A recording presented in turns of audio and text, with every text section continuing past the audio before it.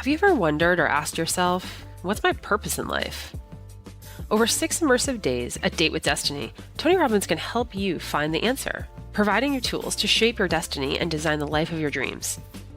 Date with Destiny is Tony's favorite event. It's the one that you might have seen in the Netflix documentary, I'm Not Your Guru. Here's what happens at this event. You start by gaining a deep understanding of what truly motivates you. Then you identify the triggers that create pain and pleasure in your life and learn the strategies to eliminate pain for good. Finally, you learn how to ignite or reignite your passion to achieve your ultimate vision of your life, career, finances, health, and relationships. As Tony says, it's in your moments of decision that your destiny is shaped. This is your chance to make the ultimate breakthrough and start living the life you desire and deserve. To learn more about Date with Destiny, go to tonyrobbins.com/destiny.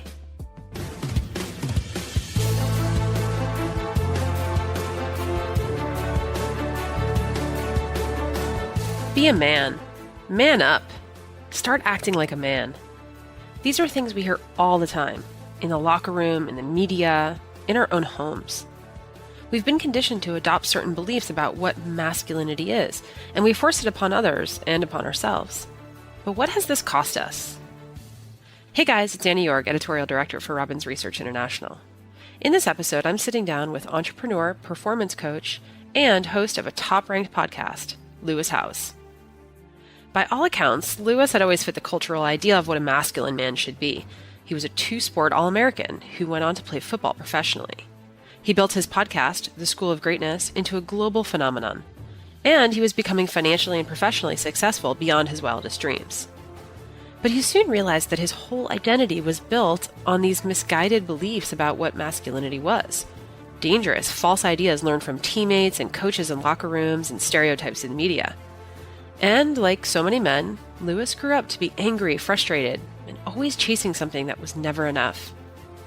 So at 30 years old, Lewis began a personal journey to shed the many masks that he and so many other men wear, and to discover who he is at his core. He sought advice from some of the world's best psychologists, doctors, and household names like Tony Robbins, and he documented everything he learned in his latest book, The Mask of Masculinity: How Men Can Embrace Vulnerability, Create Strong Relationships, and Live Their Fullest Lives. We talk about the ultimate emptiness of the material mask and the man who chases wealth above all things. We discuss the cowering vulnerability that hides behind the stoic masks of men who never show real emotion, and the destructiveness of the invincible and aggressive masks worn by men who take insane risks or who can never back down from a fight. Lewis also opens up about his own struggles with the masks he's worn, and how he's learned to break through the walls that held him back so he could truly find himself, and ultimately, how he could find true happiness. Enjoy the episode. Lewis Howes, welcome to the Tony Robbins podcast. Thank you very much. I appreciate it. It's so exciting to have you on the show. Yeah. One of the reasons we were really excited about this is because your new book, The Mask of Masculinity, is something that we believe that everybody can benefit from, men and women. But to start off, I'm kind of wondering, you had this great book, The School of Greatness, and that had extraordinary success. But clearly this has been stewing with you for some time because now you're putting out this book, and I was sort of wondering, this is something that has sort of boiled to the surface. A lot of people are talking about masculinity and some of the inherent issues that we're having as a society with traditional concept of masculinity. But why now? Like, why did you decide to add your voice to this conversation and talk about your personal experience and share the learnings of everybody that you've been interviewing? Well, for 4 years ago, I finally opened up about a secret I'd had for my whole life, for 25 years, and I never told anyone, and that was being raped and sexually abused by a man when I was 5 that I didn't know. And for 25 years, I held on to that along with the anger, resentment, and frustration of, just being bullied as a kid, like I think most kids get. I was in the special needs classes I was dyslexic growing up, and I couldn't really comprehend or understand reading, writing, just any type of studies. It was really challenging for me. I was picked last a lot on sports teams. So all these things kind of boiled up. But I never told anyone about the sexual abuse until 4 years ago. And I had a moment in my life where I was going through a challenging breakup where it was kind of one of those 8-month breakups that you couldn't actually cut the cord. You just kept getting back together and breaking up. And one of those experiences, I didn't have the emotional capacity to leave, to end it, and to be alone. I felt like I couldn't find that intimacy somewhere else, and I was scared to lose it. And that, with a combination of just getting more angry a lot of times, I felt more and more defensive throughout the process of this relationship breaking up. I felt so guarded and defensive when people were saying things about me online, about my work. When I would play sports, I'd play a lot of pickup basketball. I just found myself constantly wanting to fight people. I was just always defensive, wanting to fight people, and I didn't understand why. And it was until one day I got in a pretty bad fight on the mean streets of West Hollywood, California, when in a zero stakes basketball game. I lost it. I got in a really bad fight with someone I was guarding, ended up putting him in the hospital. He was okay, but we were both after each other, kind of going back and forth. And I just kind of snapped and lost it. Wow. And that was a big wake up call for me, where I was like, who am I? Why am I allowing my anger to get the best of me in something that doesn't matter? Even if it did matter, I shouldn't let my anger get the best of me. And why? I just didn't understand why. And the majority of the time, I was a loving, happy, joyful, passionate man. But for some reason, there were these things in intimate relationships and things when other men would, say things to me that would trigger me and just blow me off. That's when I started to discover and do a lot more work. I went to UPW. I went to other emotional intelligence workshops. And there was a workshop I went to where I finally opened up about being sexually abused. There was a moment after a few days of the workshop where we had covered a lot from our past and parents' challenges and relationship issues, and it was very vulnerable, and people were crying. And there was a moment where the trainer said, "Okay, we've covered everything from the past, and if there's something you haven't shared yet, we're moving forward in the future. So now is the time to talk about it and address it. Otherwise, forever hold your peace," type of moment. And I walked through in my mind. I was like, my parents getting divorced, I've addressed that, and them fighting all the time as a kid, me getting bullied and picked on and feeling stupid every single day in the special needs classes. My brother went to prison for 4.5 years when I was 8, so I didn't have friends during that time. And that time I was raped by a man, and I just kind of was walking through my mind, and I was like, oh, wait a minute.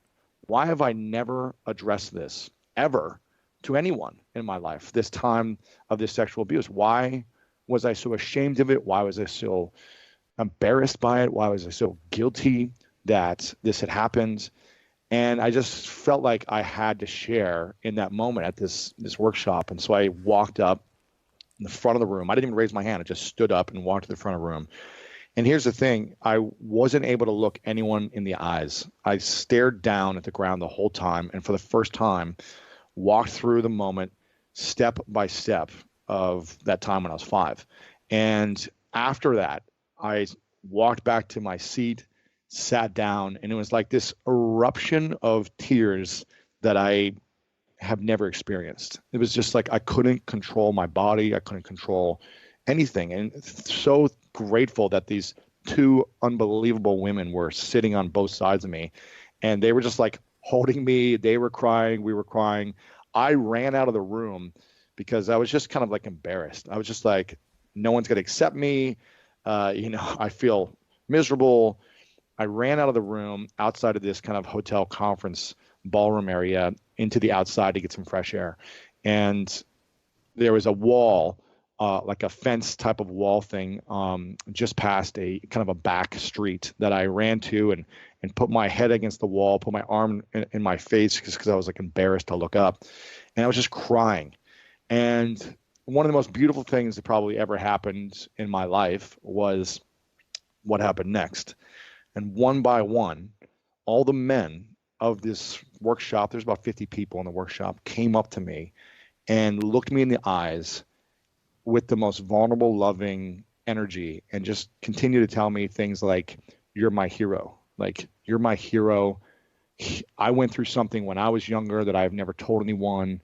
People who didn't go through sexual abuse were just like, wow, I've been judging you. I've been thinking of you as a certain person, but that just takes so much courage. And I've never had the courage to share certain things about myself. People were like, I trust you fully with my life. Like, I will follow you anywhere. Just the things they were saying to me, I was like, really? Like, you mean me sharing the thing I'm most terrified of and just opening up about something that I'm not proud of is bringing me deeper connection and relationship with these people in this workshop? And I was like, wow. So little by little, like, I went back in the room, and sorry, I'm taking a while to describe this, but I went back in the room, and it took me a while to kind of like feel okay. I was handling all these emotions. Thankfully, like, this group of people were supportive and, encouraging, and no one denied me connection. No one made fun of me. No one rejected me. No one told me I was less of a man. And I think I was always trying to defend my masculinity and defend my manhood from kind of a combination of all these experiences.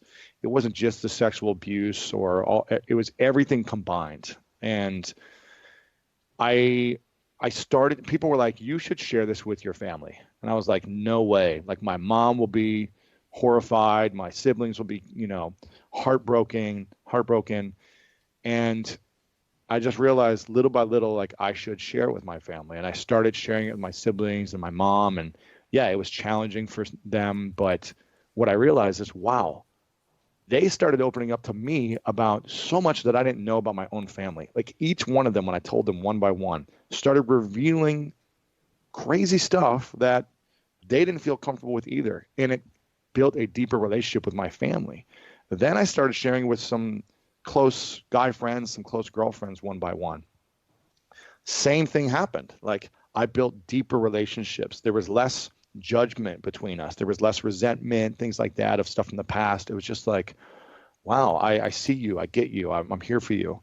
Then my friends were like, you should share this, to your broader audience, like on your podcast. And this was about 4 years ago. And I was like, no way. I was like, there's no way I'm putting this out there to the world.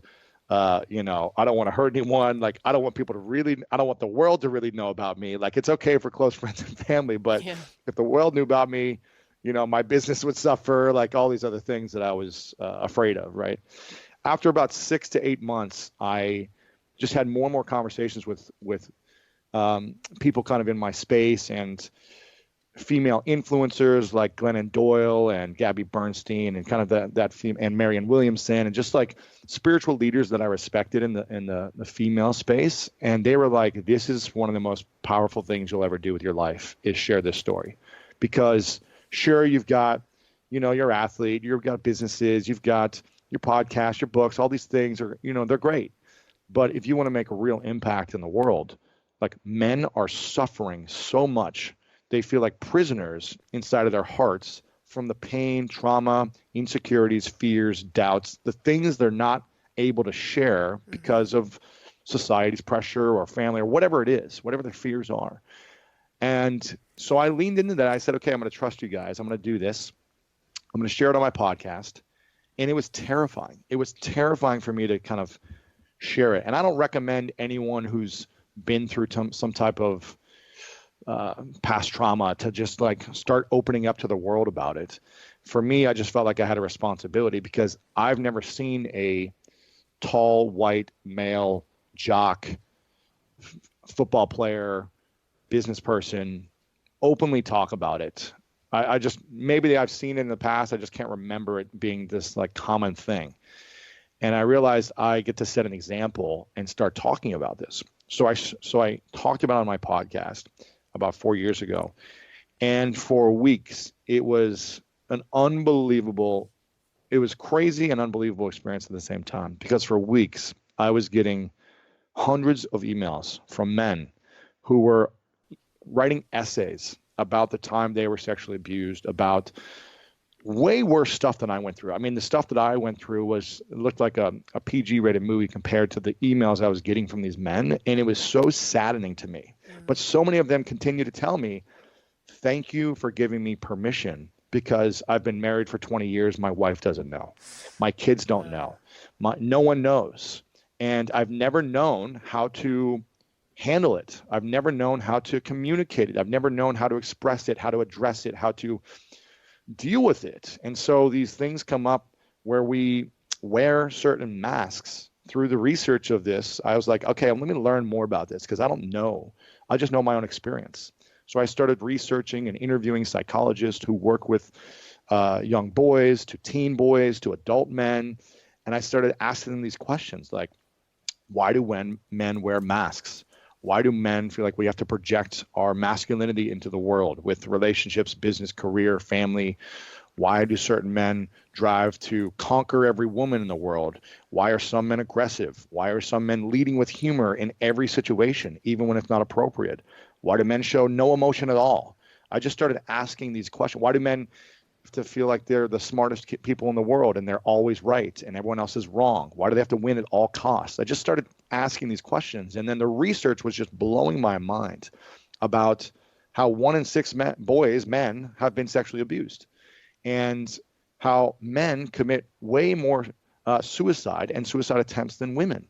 And it just started to add up for me that through my own personal experience, I started to realize that, wow, so many men are suffering, just like I've been suffering inside my whole life. Even though I have fun, I'm joyful, I'm expressive, there was always this aggressiveness, this resentment, this unforgiving nature that I had inside that I couldn't figure out what it was. I couldn't figure out like how to actually feel fulfillment.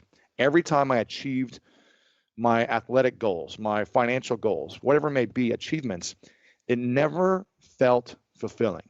It was like I'm still not enough, and I need to go prove to the world that I'm man enough or worthy enough of their love and attention. So I would go strive for bigger goals. And the pattern would continue. And I was like, why am I frustrated? Why am I angry? Why am I unhappy in these moments when everyone else is like saying, wow, you've got it, Lewis. You've made it. You hit the New York Times list. You've made millions of dollars. You were a professional football player. You've got the life. But for me inside, it was like, but I'm suffering and I don't know why. And so I realized that this, for me, to bring a long story to a close, I realized that this was the most impactful part of my journey as an adult, was opening up about my insecurities, my fears, my past traumas that I didn't want anyone to know. And when I finally took off these masks that I was living with and revealed myself and just said, here's who I am to the world, it was like the world accepted me. And what do you know? My business took off. My relationships took off. My connections with my family took off. Everything took off. And it's been a 4-year journey of constantly recognizing when my masks come back on and being aware of it and constantly making mistakes. It's not like it just is all better overnight. It's a journey. And that's why I wrote the book for myself first. But it's been the most meaningful thing to start to understand how to process emotions differently, with more emotional intelligence, with more, I think what Tony calls it, emotional fitness, and having that capacity to express yourself, whether it be through journaling, through talking, through just screaming it out or crying it out, whatever it may be. It's just been an unbelievable journey for me over the last 4 years. And I feel like why now? The conflict that we are facing, even last night or 2 nights ago with the Vegas shootings. I'm not sure when this podcast will be out, but just the Vegas shootings, the racial tension, the political tension, the environmental tension. A lot of these things are due to fears that men are facing, or hurt or pain or trauma that men are holding on to and are projecting that I need to be right. I need to win. I need to be safe. That means everyone else needs to be wrong. They need to lose and they need to be in trouble. But I need to protect myself and what I believe in to make sure that I'm like the ultimate man here. And it's killing us. It's killing us inside. It's killing our relationships, and it's killing the world.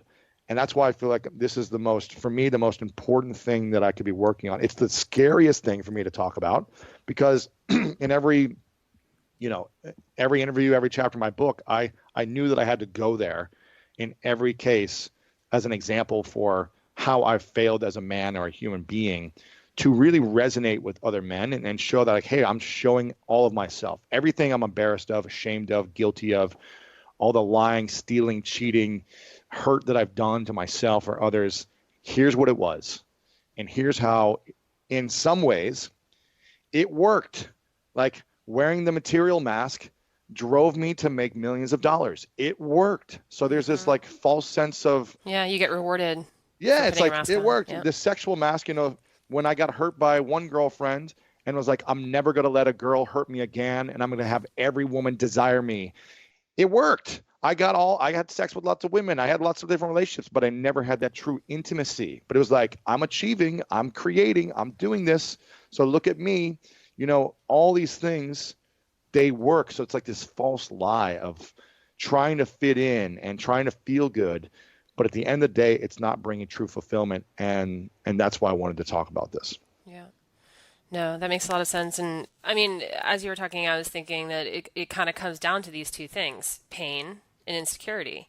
And a lot Yeah. of men feel these two things, whether it's, and everybody has pain. It's just, level of pain that you're in, and then also how you cope with it. And, your story about, being aggressive and getting to that fight on the basketball court, clearly you had a pain and you're trying to escape that pain. So you inflict Mm. pain on others. It's like, what they say, hurt people hurt people. Exactly. And so that turns into anger, which turns into violence. And I think that's a big mask that not a lot of men would maybe admit that they have, because aggressiveness, verbal or physical, because remember they come in both, shapes and sizes, Absolutely. is something that, yeah, they're sort of taught that's what being a man is covering up your pain and then just behaving in ways that, sort of more acceptable, as a definition of being a man. Right. Yeah. Yeah, that's it. I mean, and the challenge is there was nothing in school growing up, and my parents, they were, passive aggressive with each other. So I didn't have like examples of, oh, here's how you process your emotions. Because for me, as a, good old Ohio Midwestern boy who played sports and, it was not cool to show your emotions at school. It was not cool to show your sensitivities on the football field. It was just Sure. constantly like, don't be a wuss, don't be a little girl, don't be a what.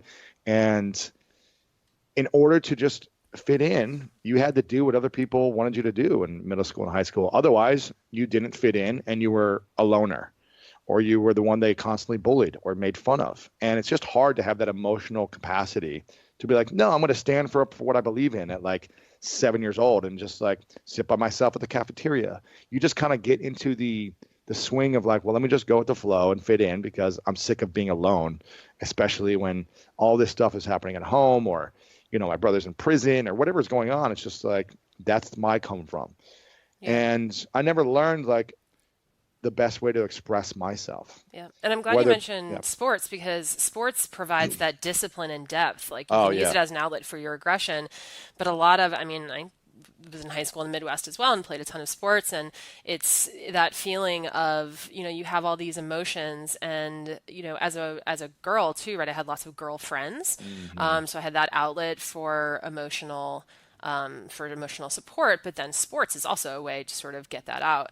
But Exactly. sports, and then also, too, sports serves as like a social connection. So if you're Hmm. alone sitting by yourself, as opposed to being on a field with all these other people, even if they're not your bestest of friends, it doesn't matter. You still have that bond.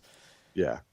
Now, sports gave me everything, but it also, paradoxically, it hurt me in some ways of, it's hard to switch it off being like the aggressive killer on a football field and then just be like this loving, sensitive, vulnerable man, 30 minutes later. It's hard to like switch it off when it's just ingrained in you to hit and inflict as much pain as possible for 3 hours a day.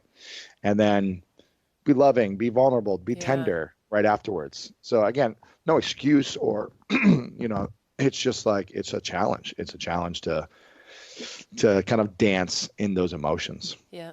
And you mentioned your parents were great parents, but they were just doing the best that they could. And That's it. I know, I mean, I have two little boys, and one of my fears is that I'm not going to, A, protect them from pain. I mean, that's every parent, right? They want to protect their kids from experiencing pain. But pain is a part of life. So it's going to Yep. happen to them. It's going to happen in the schoolyard. It's going to happen outside. It's going to happen when they're 28 years old and there's nothing you can do about it, right? But especially when they're kids and they're vulnerable, you want to protect them.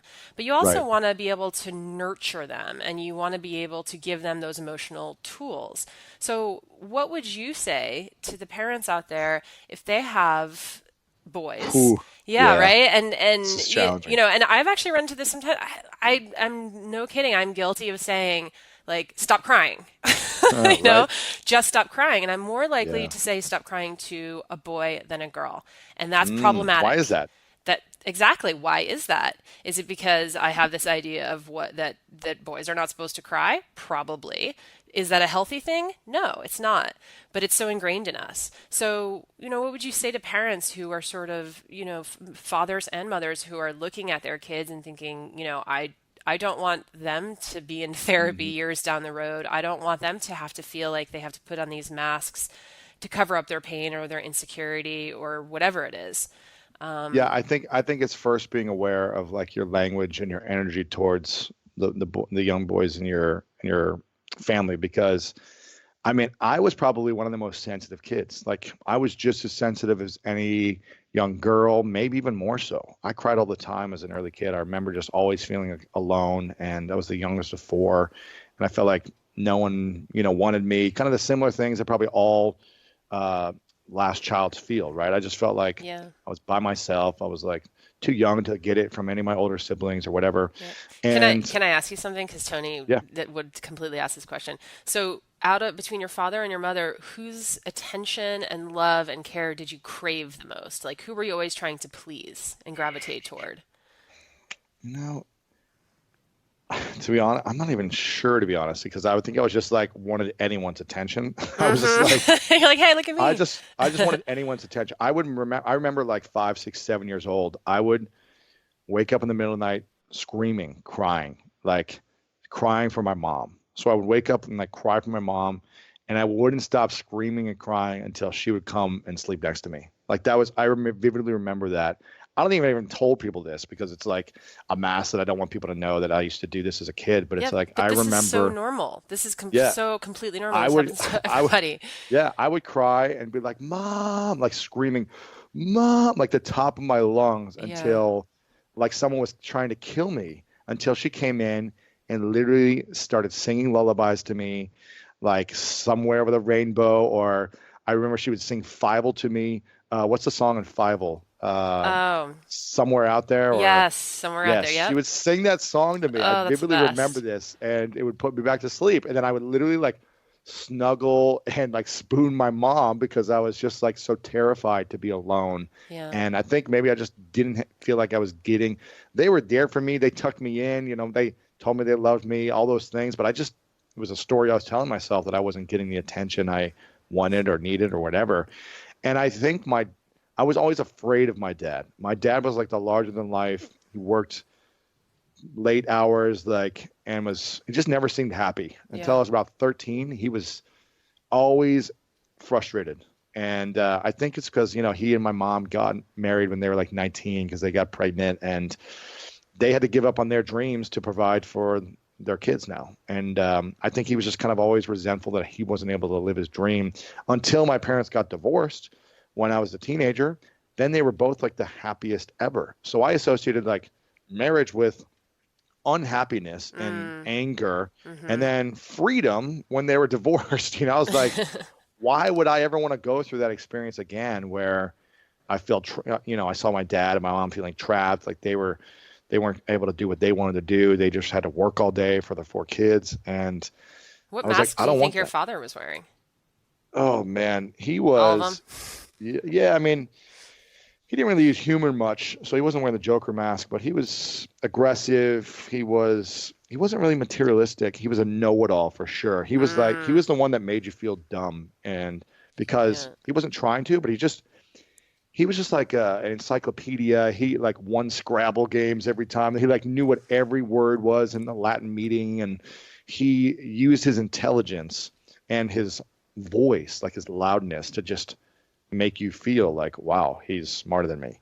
And yeah, so and some of the alpha mask. So for me, it was just challenging. It was just challenging because I think I wanted everyone's approval. I'm not sure. I'd cry for my mom.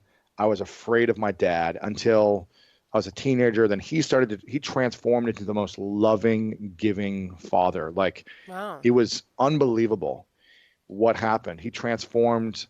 It was kind of before they got divorced. He started going through some of his own emotional intelligence training. He started letting go of his own traumas and pains, I believe. And so for about 10 years, I had like a best friend. Like he was always there for me, supporting me until he got into a really bad car accident when I was 22 and was in a coma for 3 months. We didn't know if he was going to make it or not. He's still alive today, but he's not emotionally there. He's not the man he was. And it's like kind of talking to a teenager who forgets things every day. He forgets me and the past and kind of just doesn't care about life as much anymore. And so it's like my father died, 10 years ago, but it's even though he's still around.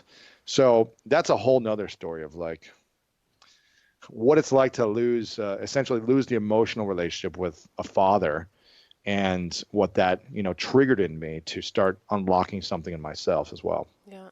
Well, it sounds too like your emotional relationship with your father started late. And that's something Yes. I think every guy out there who's in his 30s and 40s and is, has children or is thinking of having them, or even just in his relationships with his, his partner or even at work, just the people around him.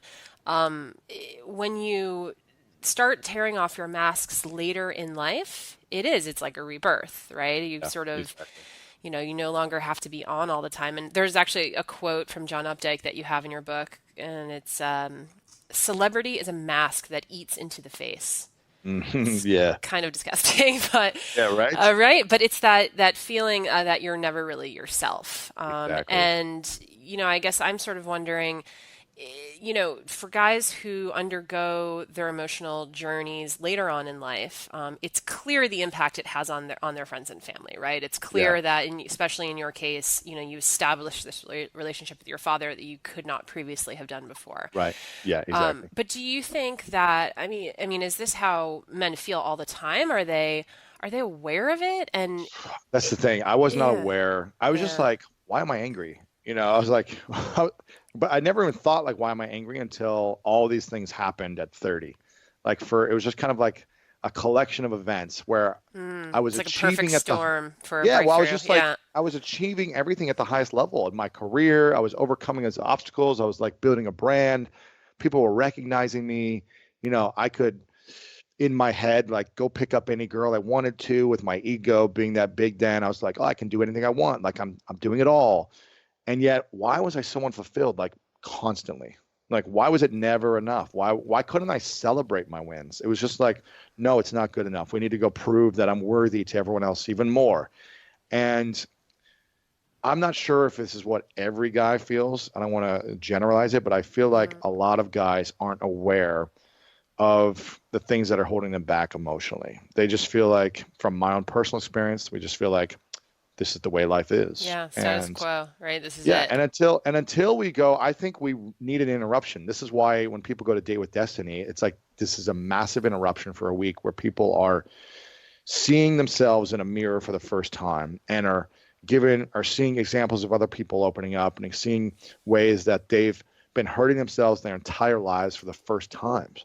And so it's like an awakening. It's like, wow, I'm now aware, but there needs to be some catalyst, some opportunity for breakthrough. And until there's either a breakdown or a big transition point in life, most people, it's a near-death experience. It's a death in the family. It's a cancer scare. It's a breakup with a marriage where it's like, okay, now I'm awake. Something isn't working. Hmm. Now I need to figure it out. And so for me, things were working on the surface. Like I was getting results. So I was like, no, my life is good. But on the inside, I didn't have the inner peace and the inner fulfillment. I wasn't living in, a beautiful state. Hmm. Uh, and for me, I just didn't know why. I was like, what is going on? So it took me that that catalyst. And to answer your question before about what should parents do or how should Mm-hmm. they connect with their young boys, I'm not a parent yet, but what I can speak to is from a son's point of view. All I really was looking for was acknowledgement and like someone to look me in the eyes and just acknowledge me for the good that I was doing as a kid. And I think you even mentioned it that you'll catch yourself where you'll be like, stop crying to like a young boy, Mm-hmm. as opposed to focus. And I get it. Like as a parent, you're like running around, you've got tons of stuff going on, and it's like kids crying for like 2 hours. You just got to be like, okay, I can't deal with this. But when you can, when the things have like settled down, find a time. Maybe it's a weekly, maybe it's daily, where it's just a moment where you get to acknowledge, like, I'm so proud of you for this. You're doing such an incredible job of, you know, being this way. And I just want to tell you, you're doing a great job. Like, that's all I wanted was someone to acknowledge me and to see me and to just say, you're doing good. Like, we love your positive energy, like focusing on the good as opposed to saying, you're bad boy, you're bad. Like, stop doing this, go clean your room, stop doing that. It's like constantly fixating on what boys aren't doing as opposed to the good that they are doing, I think is a simple switch that will hopefully, once done consistently over time, start to see a shift in their reactions as well. Yeah.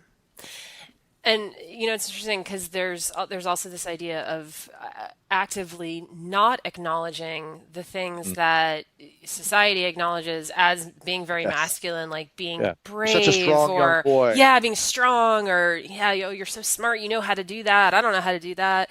That's such a funny joke, or Yes. that those are the types of things that reinforce the behavior that they then sort of perpetuate in their adult Yeah. life. Yep. But I think like, a well-rounded human is what we should all be focusing on. Someone who is, smart and strong, but also who can be tender and vulnerable and artistic and, incorporating these other parts of language and culture and music and arts and dance into all of our children, not just like, okay, girls are going to be involved in dance and Barbies and boys are going to be in soccer and whatever, football. Mm-hmm. It's like, how can we incorporate more of building, well-rounded, I call it decathletes of life. I was a decathlete in college, and I call it like, I feel like I'm a decathlete of life. I'm just constantly trying to learn new skills. I'm Mm-hmm. playing guitar, salsa dancing, learning Spanish. I'm just trying to learn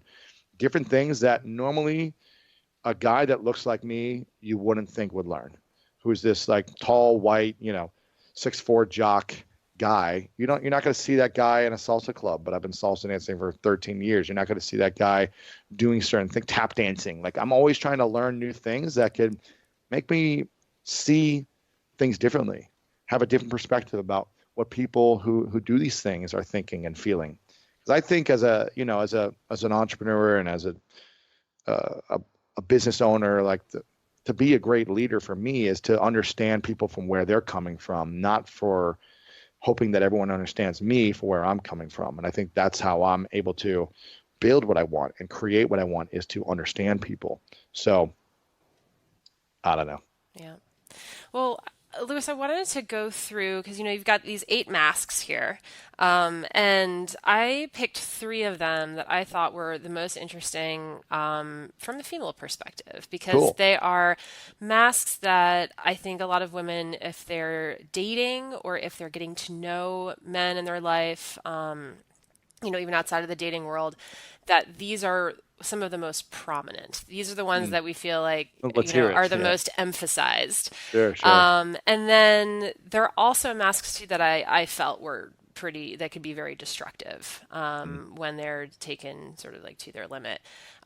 So the first one is the stoic. Right. Yeah. So it's this idea of being a hero and having, strength and confidence. It's this stereotype of like, the first responder. And while I agree that, so my feminine energy responds to that as like, ooh, the protector, right? And I don't know, speaking of the Vegas incident, I just read this story that really brought tears to my eyes. It was this couple.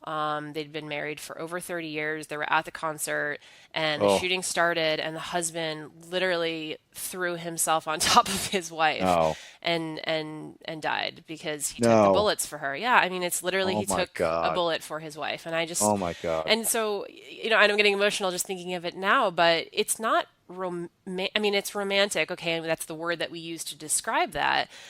But here's the thing with men who will take a bullet for you. You don't have them anymore. They're done. They're They're gone. gone. They're gone. Their life is over. Exactly. Exactly. And And yeah. yeah, go So, ahead. I mean, and that's to the extreme, right? But somebody who is an extreme hero, an extreme stoic, and doesn't open up, and is just that, very powerful, sort of, unmovable force, can also be very frustrating because they're less likely to have these close, intimate friendships with other men. You mentioned when your parents got divorced, they were like completely different people. And that's Yeah. one of the statistics that I ran into is that that 71% of married men in the US say they only turn to their wives when they're depressed, Wow. and as opposed to women where it's 39%, because women have this rich support network of friends, right? And there's a study in the UK also that nearly 50% of men over the age of 25 could not name a single best friend. So if they Wow. need somebody to talk Oh my to, gosh. yeah, right, like if they lose their business or there's problems in their business, they're battling cancer, they lose a loved one, they have no one to go talk to. So through things like divorce, breakups, or if they lose someone, that they really are alone. And that to me seems so destructive because then they don't, then if, yeah, I actually don't really know what to say about that because it's so sad to me. Yeah, my uncle took his life. He shot himself in the head with a shotgun because he was living with stoic mask. He didn't have Wow. anywhere to go. I was, 6 or 7, so it was a long time ago. But he had the weight of the world on his shoulders. He didn't have a place to emotionally express himself, and he felt like he just had to continue to be strong for his kids, his wife. He had a big accounting firm that he had to manage all this money, and he just had to always have it put together, suppress his emotions. No, there could be no crying, no feeling. He just put up a wall and tried to like take care of everything all the time. But the thing he forgot to take care of was himself and Hmm. his emotional freedom. And one day he couldn't take it anymore. So he said, I don't know how to process these emotions or these feelings or whatever he was saying to himself. And he said, the weight is too much for me to carry. Boom, I'm dead. And this is the reason why a lot of men, commit suicide. They don't feel like they have a place to emotionally talk to where someone can see them and listen to them and accept them and acknowledge them. And this is why, the studies are true. A lot of men don't have these best friends they can talk about. Or women, it sounds like, from my understanding, you are constantly expressing feelings with other girlfriends and Oh, have lots yes. of good best friends. And so it's It like never on a stops. daily basis, you're expressing, you're verbalizing, you're communicating, you're releasing, and you don't feel like you have to wear the weight on your shoulders alone. Like you can share it with other girlfriends and talk about it. Yeah, we're And very men, self-aware of yeah, our own wellness as well. I mean, sometimes yeah, I think there are some instances too where you see women self-sacrificing. But then you can go online and read all the mommy yeah, blogs like of how important it is to take care of yourself before you take care of your family. And with guys, every woman wants to feel taken care of. That's true, but we want a guy who can take care of us, but can also take care of himself. yeah, Right? So exactly. yeah. And here's what I talk about the stoic mask.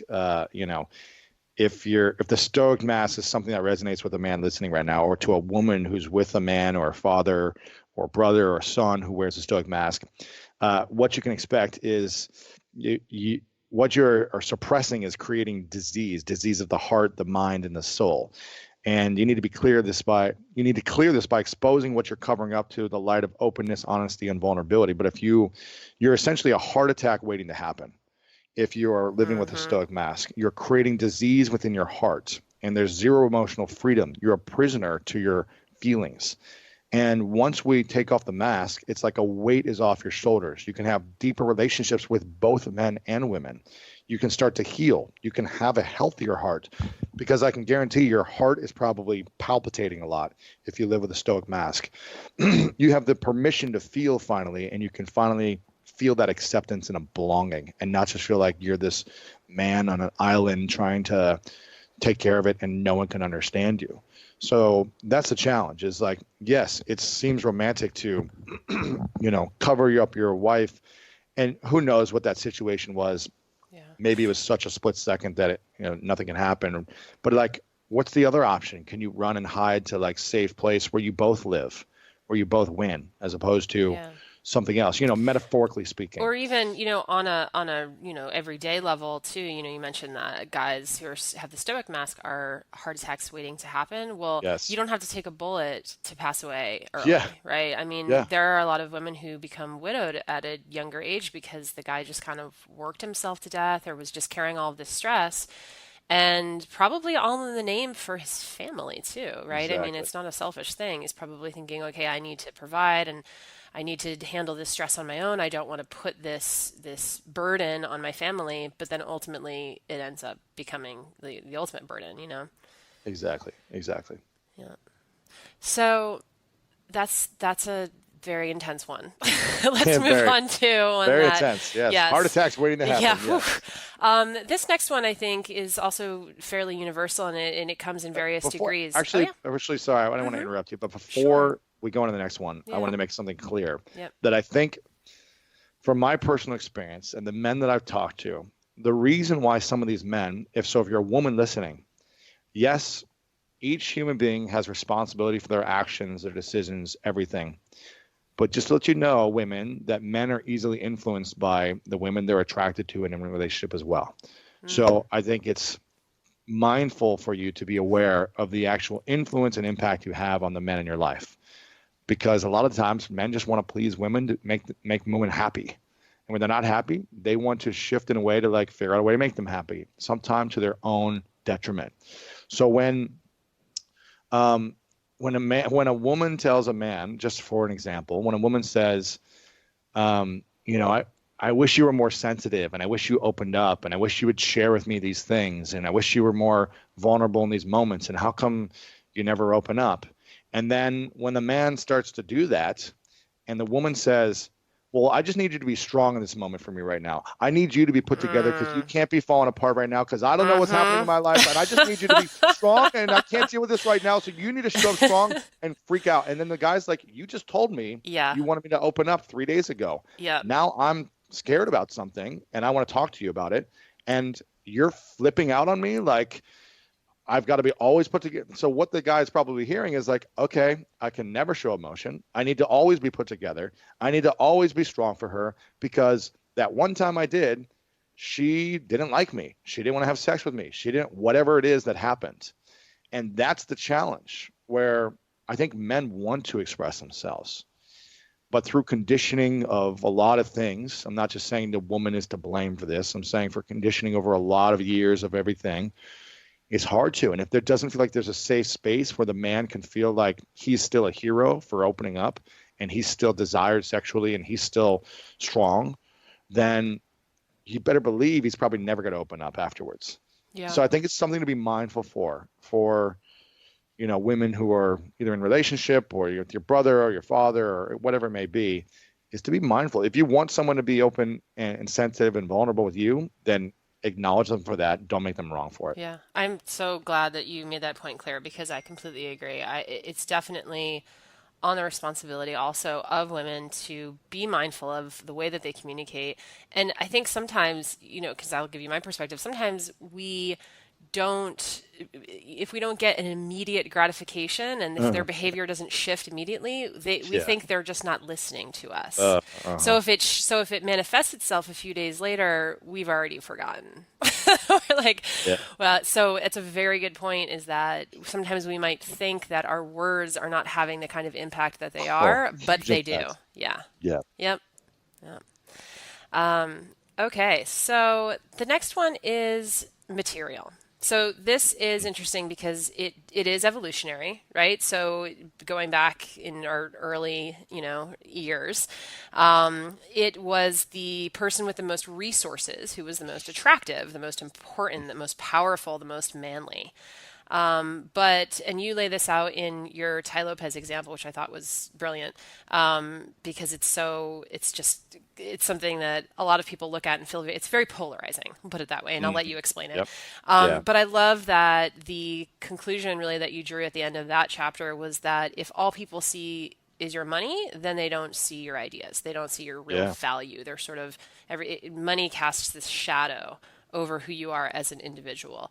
Exactly. Having They don't see your They heart. don't Yep. see your heart. And so, but that's what I'm wondering though, is because I think this idea of building material wealth does feel like a very masculine trait. So yeah, I was Yeah. wondering if you could sort of explain where does that come from and how should we be coping with that? Yeah. I mean, listen, again, for me, when I was broke on my sister's couch, 8 years ago, I was sick and tired for that year and a half of having zero money, relying on my sister to feed me, to house me, and just feeling like a worthless man. I felt like I was just worthless. And so I decided I was going to figure out how to get rich. I was like, I'm no longer going to feel this way. I'd never want to feel scarce the rest of my life. So I'm going to go to make as much money as I can. And I started doing whatever it took. I started finding, rich mentors. I started studying it. I started building a business. And it worked. Within a few years, I started making my first $1 million. Like I kept growing it. I had tons of money in my account. It continued to work. And I was like, wow, this works, putting on this material mask. But what was happening to me was I gained 60 pounds. I was like constantly unhealthy. They started calling me fat. They started calling me Fluis for Fat Lewis. And it was just like I didn't have any relationships and everything else in my life was suffering, but I was like projecting this kind of material life that I was now new to and like how amazing it was. And what I realized, and in this book, I make a lot of examples of different men who wear these masks. And my goal is not to make anyone wrong or bad. My goal is to bring to light of like, how is it working internally for your fulfillment? How is it making an impact in more than just your own life, but for the world? And so I look at some people, especially with Instagram and social media today, there are some of these younger men who are just constantly flashing like their nicest watches and their cars and their houses. And you're attracting people based on what you're putting out there. And if people are attracted to you based on those things you're putting out there, and that's why they want to spend time with you, then they probably don't care as much about how thoughtful you are, how kind you are, your heart, how giving you are, how generous you are. They're more attracted to those material things. And so I think it's just to be mindful and aware. And listen, I'll post when I'm like flying first class or that I'm on a private jet with Tony, and I'll post these things and talk about like the nice things that I have in my life or whatever. But it's not like a constant daily thing. And it's not coming from a place of look at how much money I have. It's coming from a place of like, hey, this is just my lifestyle right now. And let me find a way to bring some meaning or inspiration behind something. So when I'm focused on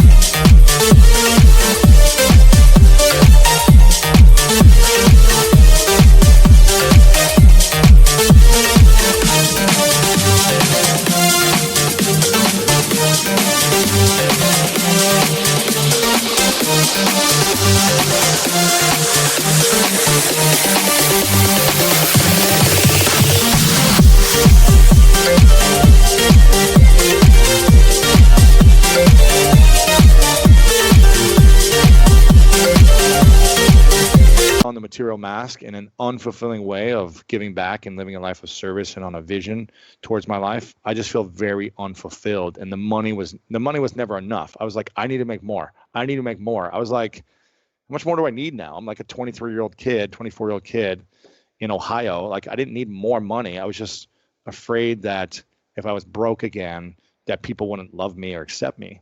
And it's kind of like, I think about those material masked men. If they lost all their money, would the friends leave as well? Or would the friends still be there for them? And did they attract friends in the wrong way? And did they come to their house and driving their Lamborghinis with them because they're driven by the material mask as well, or because they care about who you are as a person? So that's just something to be mindful of. Yeah. That works for females too, because I remember also being sort of taught by my parents at a young age. It's like if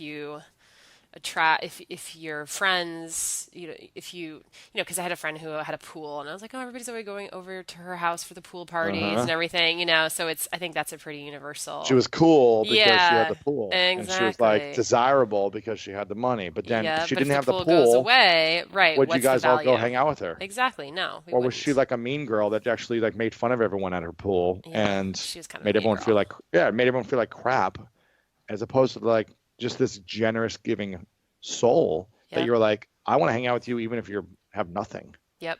And I think that's where it comes down to. It's like, if we're building wealth to have friends and to like show our worth to the world, yet we have zero self-worth and zero value to give besides the money and material things, then when that stuff's gone, like, I don't know. I just don't Yeah. know many people that would stick around for that. Yep. So, Lewis, the last one is, well, I'll start this with a little story. So there was somebody at work who went on a date with a guy, and we all asked her the next day, "How was your date?" And she said, Mm. it was tricky because usually, like, I'm the one who does quite a bit of talking, and I enjoy listening a lot." And she's like, "But it's such a clear delineation. There are dates I've been on where the person's talking, and I feel like they're really opening up to me, and they're telling me about who they are, and it's not like they're telling me their resume, right? Like they give real Yeah. emotional experience to the date." She said, "But this one, man, like I just felt like he was mansplaining himself, and not mansplaining like how to do certain things. He was like mansplaining himself. Mhm. Like, let me tell you about me and Yes. more about me, and you probably don't understand me, but I'm going to explain it Hmm. to you very carefully about me." And so I was thinking about, sort of this idea that you bring up in your chapter on the know-it-all, Yes. about how there's a reason, and Mike Rowe had told you this, there's a reason why people have two ears and one mouth. You should be Yeah, exactly. listening, twice as Yeah, much as you're talking. But exactly. there was an interesting part too where you say, guys, directions are for pansies, and, you always have to act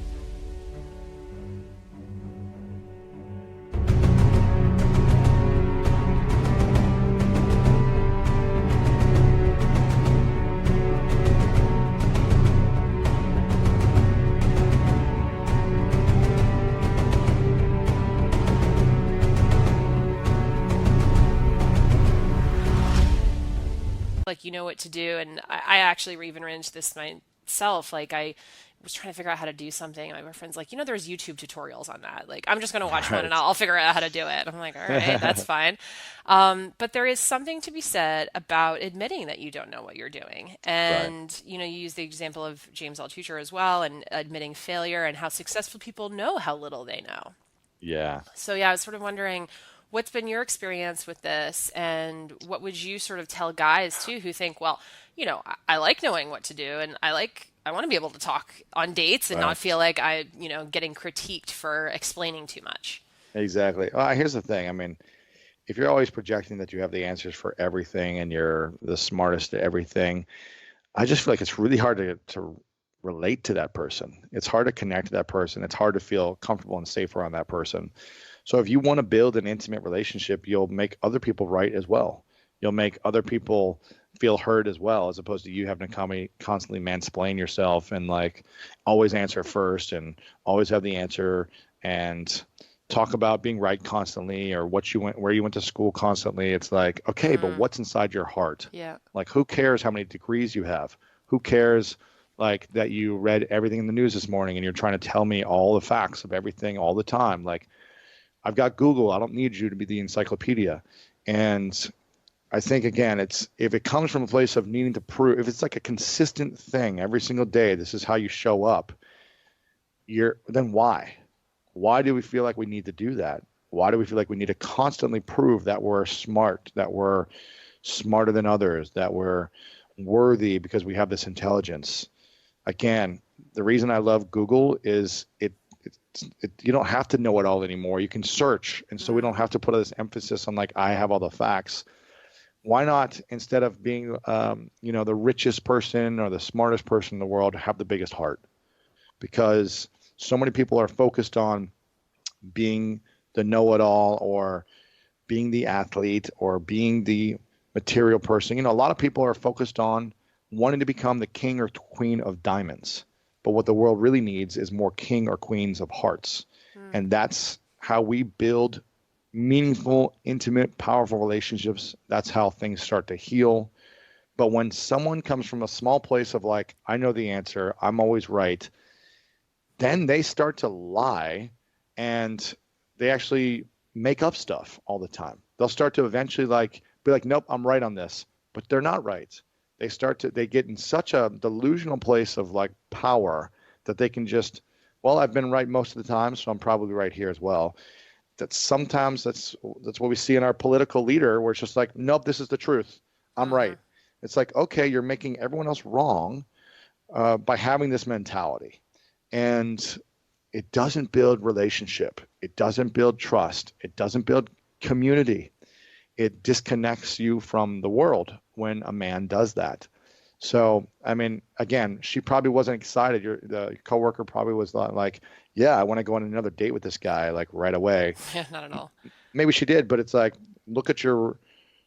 based on results of how you're impacting someone else's heart. Yep. Are you connecting with them or are you talking the whole time, just try to make yourself look good to them? Yep. So, what are some of the, based on these three, and then some of the other masks that you've been able to remove? I wonder if you could sort of tell our audience like what's waiting for them on the other side, like Oh because my it's gosh. painful, right? Taking them off is painful. Acknowledging, removing, but what? How do you feel different now that you've sort of completed this journey? I mean, each mask has its own benefit when you take it off of what you've been missing out on and what's available for you. But essentially, at the end of it, it's freedom. Freedom is available for you at the other side when you take off a mask. And listen, I still wear masks today, even though I'm talking about this. It's like they come on, I get triggered, I get defensive. So it's not like I've arrived at this perfect man or something. It's just I'm so much more mindful when it happens. And I just take a moment, I breathe, I evaluate, I journal, I step outside, and then I take it off and come back into the moment and realize what's available. And it's for me, it's freedom and inner peace and feeling worthy enough, feeling like you matter, having inner peace, feeling fulfillment in your life. Those are a lot of the things that men are missing at the core. Obviously at different masters, feeling satisfaction with your achievements when, in the material mask, feeling worthiness, having more gratitude in your life, because usually when they're driven to make more money, they're not grateful for what they have. So it's constantly needing to make more. And, but at the end of the day, it's freedom, inner peace, self-worth. That's so interesting you say freedom because that is a big part of Tony Robbins's Date with Destiny event where Mm. we talk about masculine and feminine energies. And then, I mean, I won't give it away because everybody who has gone to Date with Destiny, this is like a culminating moment. But there is a moment at the end of the day where he talks about relationships where he plays a clip from a famous movie where people yell, Frida. Yeah, Freedom. there you go. See, you said it, not me. And it is so unbelievably powerful hearing every guy in the room Wow. shout that because it makes you realize that is ultimately what is at the core of all of that masculine energy. It's freedom. And I can tell you from a female perspective that women often can feel threatened by that. Like we're turned on by it. It was interesting too, because you look around the room and you see all the women like going, "Oh my God." but it's a little bit scary. Intimidating too. Like freedom. What does he have the freedom to do now? Yeah, right. But that's interesting because those three things, though, it sounds like that's your new definition of masculinity: freedom, inner peace, fulfillment. Yeah, I mean, my Worthiness. definition of masculinity is living a life of service. And I think when you have that inner peace, that freedom, that fulfillment, you can fully go out and stop thinking about yourself and like what you're not getting and who's not acknowledging you and all these things, or you don't have to be worried about people judging you anymore. You just say, I'm here to serve. I'm here to serve in my relationship, in my business, in my career. I'm here to serve with my family. I'm here to serve all of humanity and the world. I'm here to serve the environment. And most importantly, I'm here to serve and be in service to myself and the inner child that's been hurt, and to the adult that's hurt, and make sure that I'm constantly taking time for myself to feel, to develop more confidence, to develop self-worthiness, all these things. Not just saying, okay, and this is what happens. I see this with a lot of women actually, where they're like, well, I've got too much going on. I've got responsibilities in my life with everyone else, my kids, my husband, this work, career, that I never take care of myself. So I'm 70 pounds overweight and I eat like crap and I have zero inner joy. Lost touch with my friends. And I've lost my sexuality and all these things but I'm living a life of service. I'm constantly give. It's called martyrdom and it doesn't serve anyone. Exactly. Yeah. And if you don't have 2 hours a day to take care of yourself or do something to feel good and move your body and eat well and have those rich, meaningful conversations with friends and family, because you're like, well, I just don't have time. Then you don't have a life if you don't have at least an hour, 2 hours a day out of 24 hours for yourself. So it's just about carving that out and making sure that we're just really clear on living a life of service as men, but also making sure we're healing the things inside of us that need the most healing. Yeah. Well, everyone listening, this new book from Lewis Howes, it's called The Mask of Masculinity: How Men Can Embrace Vulnerability, Create Strong Relationships, and Live Their Fullest Lives. And you just got a little bit of a taste of what is in this book, but there are 9 masks. And he goes through them very thoroughly, and it's really fascinating sort of learning about all these different facets of what we sort of have created as this, masculine construct. So it's really interesting. So pick that up. It's out in pre-order right now, but what is it? October 31st, right? Halloween. Yeah. Halloween, we take off our masks. It's a come as yourself party. I did not even make that connection, but now I did. That's great. Yeah. All right. Well, thanks, Lewis, so much for being on the podcast. Thank you so very much. The Tony Robbins podcast is directed and hosted by Tony Robbins and Mary Buckheit. Annie Org is our editorial director and occasional host. The podcast is produced by Carrie Song and Tyler Culbertson. Jamie Carvajal and Adriel De La Torre are our digital editors. Special thanks to Diane Adcock for her creative review. Copyright Robbins Research International.